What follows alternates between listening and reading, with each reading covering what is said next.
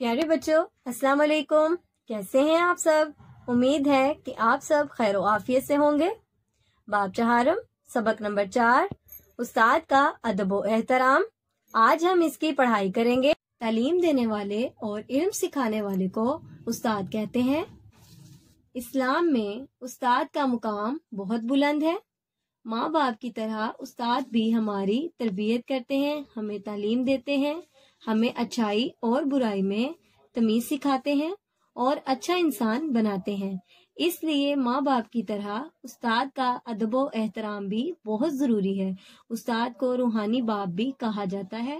حضرت محمد صلی اللہ علیہ وآلہ وسلم نے استاد کا احترام کرنے کا حکم دیا ہے۔ صحابہ کرام رضی اللہ تعالی عنہ آپ صلی اللہ علیہ وآلہ وسلم کی خدمت میں بطور شاگرد بہت احترام سے بیٹھتے تھے اور آپ صلی اللہ علیہ وآلہ وسلم کی باتیں بہت غور سے سنتے تھے۔ بچوں، جو ہمیں تعلیم دیتے اور علم سکھاتے ہیں انہیں استاد کہا جاتا ہے۔ ماں باپ جس طرح ہماری تعلیم و تربیت کا خیال رکھتے ہیں، ہمیں اچھائی اور برائی میں تمیز سکھاتے ہیں، اسی طرح استاد بھی ہماری تعلیم و تربیت کا خیال رکھتے ہیں، ہمیں اچھا انسان بناتے ہیں، اس لیے انہیں روحانی باپ کہا جاتا ہے۔ پیارے بچوں، آپ صلی اللہ علیہ وآلہ وسلم ہمارے سب سے بڑے استاد ہیں۔ صحابہ کرام آپ صلی اللہ علیہ وآلہ وسلم کا ادب و احترام کرتے تھے اور آپ صلی اللہ علیہ وآلہ وسلم کی خدمت میں بطور شاگرد بیٹھ کر ان کی باتیں بہت غور سے سنتے تھے۔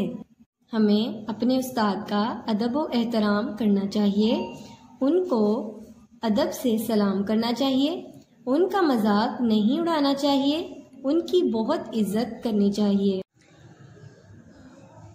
استاد جب سبق پڑھائے تو خاموشی اور توجہ سے سننا چاہیے اور گھر کے لیے دیا گیا کام پوری توجہ سے کرنا چاہیے۔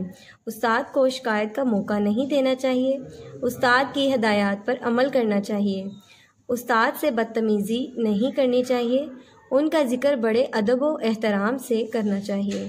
استاد اگر کبھی ڈانٹ دے تو ان کی بات کا برا نہیں ماننا چاہیے بلکہ اپنی غلطی کی اصلاح کرنی چاہیے۔ بچوں، اپنے استاد کا ادب و احترام کرنا چاہیے، استاد کی ہدایات پر عمل کرنا چاہیے، ان کا مذاق نہیں اڑانا چاہیے، نہ ہی بدتمیزی کرنی چاہیے۔ استاد کبھی ڈانٹ بھی دے تو ناراضگی کا اظہار نہیں کرنا چاہیے کیونکہ وہ ہماری اصلاح چاہتے ہیں اور ہمیں برا منانے کی بجائے اپنی اصلاح کرنی چاہیے۔ باب چہارم، سبق نمبر 4، استاد کا ادب و احترام کی پڑھائی ہم کر چکے ہیں۔ اب آپ نے بھی درست لفظ کے ساتھ اس کی پڑھائی کرنی ہے۔ اپنا خیال رکھیے گا۔ اللہ حافظ۔